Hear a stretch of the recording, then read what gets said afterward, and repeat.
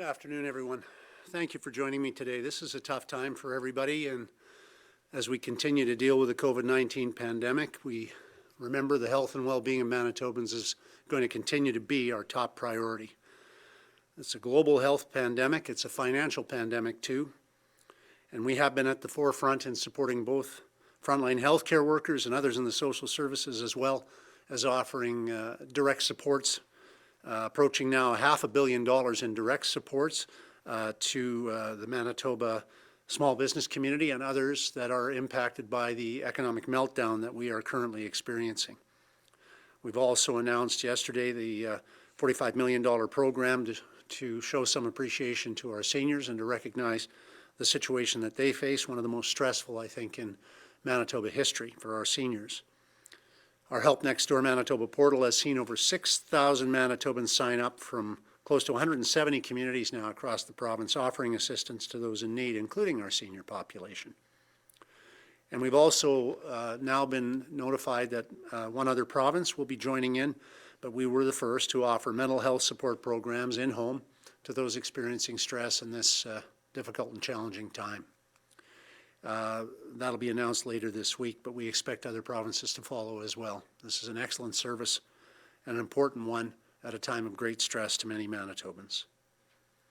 As well, we've been at the forefront of supporting our small business community, and to date we've introduced our $120 million GAP program to support small businesses, and I wanted to give you just a quick update on that. Since launching the portal on Friday last week, we've had over 1,000 applications received. Over 800 businesses already have a check in their account.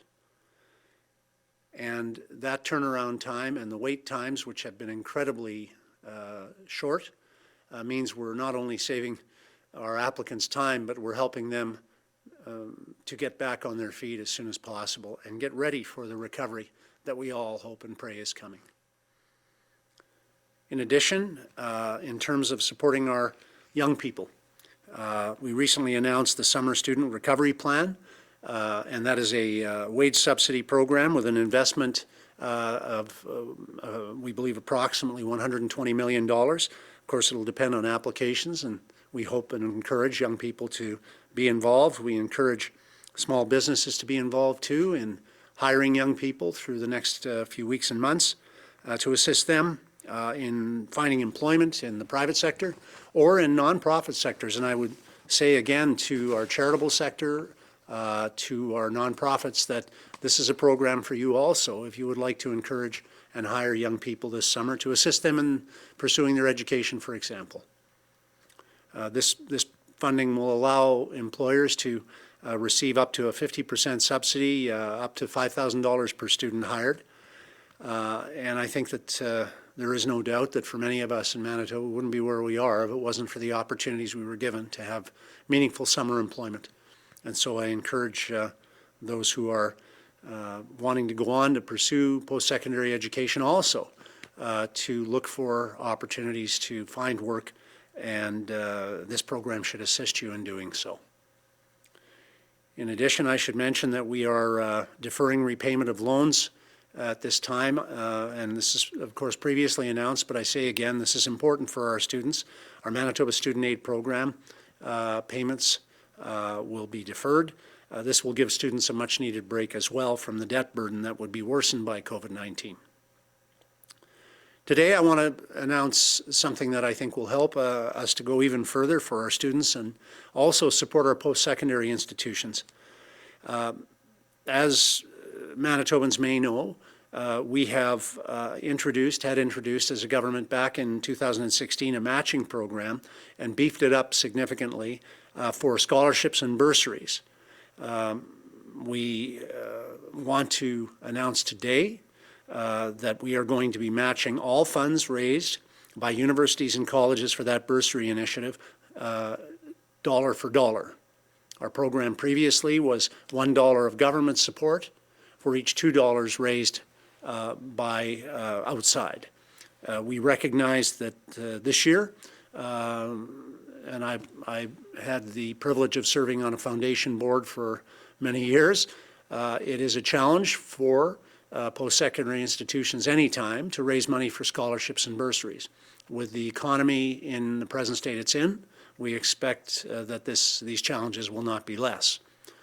So as a consequence, we want to make sure that we're taking steps to lessen the burden on our post-secondary institutions during this pandemic. At the same time, we want to make sure that the scholarships and bursaries are available to those who need them at the time they need them. We're changing this contribution ratio because it's important that we maintain our strong partnership with post-secondary institutions and our shared vision for access to education as something worth investing in.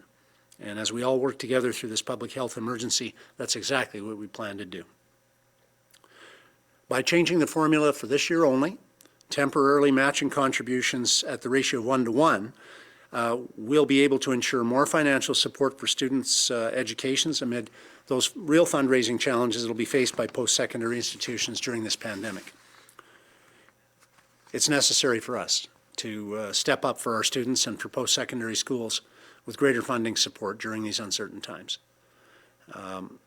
We had announced in our budget pre-pandemic that we would increase our support for the Manitoba Scholarship and Bursary Initiative to $10 million in this fiscal year. That would be a record level had we been able to achieve that. What I am committing our government to today, on behalf of all Manitobans who understand the importance of investing in post-secondary education and training, is an increase to $15 million. In other words, a 50% increase over the budgeted allotment. Students are the future of our province. We are giving them greater financial support because we believe it's important to help stimulate our economy now and move the province forward in the future. And well-trained young people are going to play a key role in making sure that that is what happens. As we continue to carefully reopen our economy, as we continue to move forward and recover from this pandemic, our young people and our students will have a very, very important role to play, and their success will be an important part of our recovery. All Manitobans are working together to protect themselves and others, and thank you for doing that. We'll get through these difficult and uncertain times. Stay positive, encourage one another, help one another. We'll be back. Together we will beat this thing. I'd be happy to take your questions. Thank you, Mr. Premier. A reminder to the reporters online, due to time constraints today, you will each have one question. And up first this afternoon from CBC Manitoba, Ian. Good afternoon, Premier. Ian Frey, CBC. You were asked yesterday about, if you're planning to waive the drug dispensing fees, and you said absolutely. Your health minister said today that the government is thinking of sort of changing the 30-day limit on prescriptions and closely monitoring that situation. Can you clarify that your government is thinking of doing both of those things, and if so, what's the barrier preventing those changes from already happening? Well, I would say that the health minister will have something more concrete to offer than I can offer today. I expect in the not too distant future, so I'll let the health minister do that. From the Canadian Press, Steve. Steve Lambert from the Canadian Press. Premier, earlier this week, your finance minister gave some broad outlines as to what the labor force cost reductions will be. And in the broad category of other reporting entities, which would include school division and universities, you said it would be about 1.3%, about $89 million. Can you tell us what that means in terms of real job numbers at the post-secondary institutions? Well, I think, Steve, you understand that'll be determined by the management decisions that are made in discussion and consultation with the labor force that they manage. So really those numbers, apart from the global numbers, in our area of responsibility are what we're laying out for you and for others so that they understand the magnitude of the impacts on post-secondary, approximately 1%, impacts overall less than 3%. We have throughout government and Crowns and our other agencies, our outside reporting entities, we have many offices closed. We have many people that aren't able to do the work that they would like to do during this time. And we have incredible work being done on the front lines. So this is where this exercise has gone is to try to find resources to assist us on the front line while at the same time avoiding as much as we possibly can layoffs. That's what each of our management teams is trying to do. But there will be an impact, and we've given you, I think, a pretty good description of what the overall impact will be, and the details will be ironed out as each of the entities makes their necessary management decisions. From City News, Stephanie. Mr. Premier, Stephanie Lasuke from City News. You mentioned it yourself, with community groups and other entities that raise money for bursaries and scholarships are really struggling right now. Do you think even with this dollar-for-dollar match, it'll match the same level of bursaries and scholarships that students would have expected a year ago? Yeah, I think so, Stephanie. That I say, understanding the challenges. Sorry.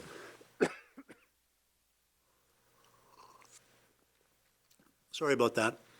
I say that understanding the challenges that all the fundraising, all the people involved in fundraising for scholarships and bursaries face, in particular right now, but also understanding that much of the fundraising efforts have already been underway pre-pandemic.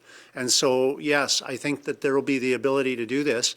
And I also think that by reducing the obligation on the universities by about 25%, we're recognizing that there will be a challenge there, but we believe it can be met, yes. So the overall amount of scholarships and bursaries, I should mention, that will be available in this year will be more than 4 times as much as was available when we came to government, more than quadruple.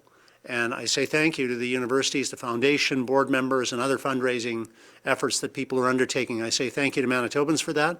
But we have, as a government, clearly identified this investment as a priority. Investing in post-secondary education and training is critical. We're going to continue to partner with our universities and our community colleges to make sure those investments are made.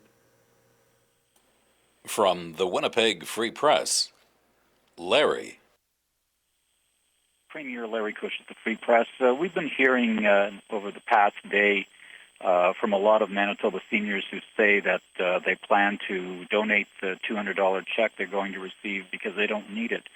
I have a 2-part question for you. Are you going to donate your check because you will qualify for it? And do you still think it was prudent not to target assistance to the seniors who need it the most? Absolutely prudent. You want to get the money out there. I applaud any Manitoban who wants to donate to a charity or a worthy cause, and I thank those seniors who are able to afford to do that for doing that.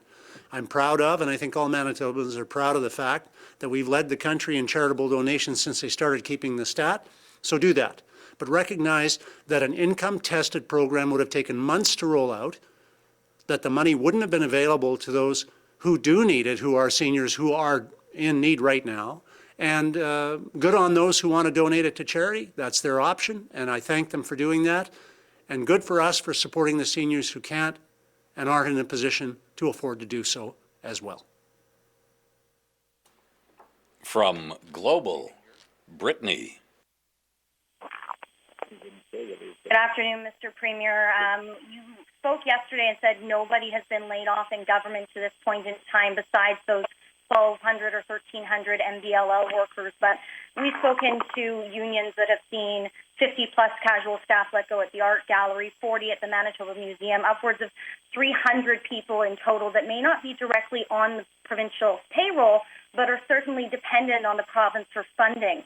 What do you say to those people and all those jobs that are lost? Well, I'd say I'm sorry your job's lost, but the work didn't need to be done right now, and I'm looking forward to having the economy resurge so that you'll be able to get your jobs back.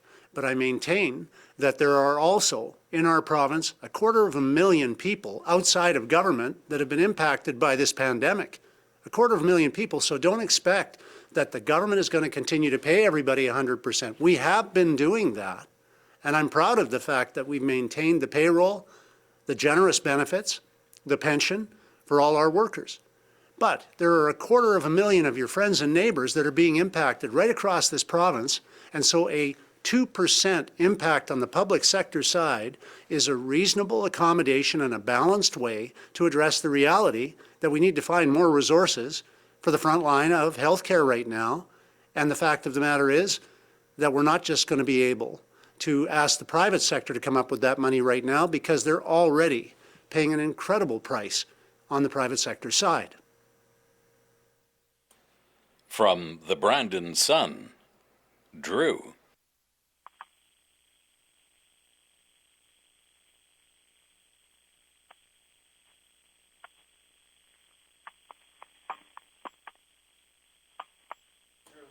From the Brandon Sun, Drew.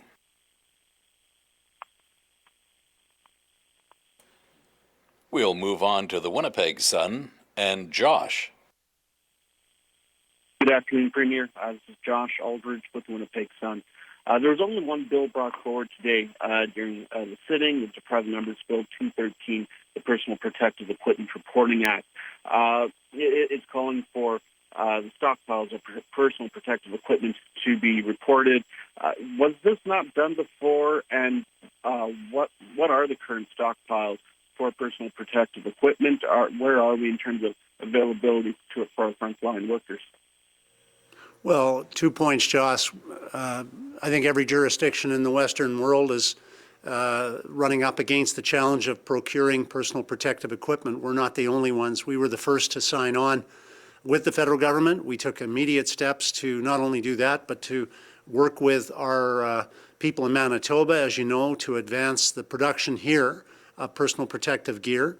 But like every other jurisdiction, I would say there was this pandemic has caught, I think, everybody to some degree by surprise. I think that this advice in the middle of the pandemic to create storage of additional materials and so on is understandable coming from the opposition.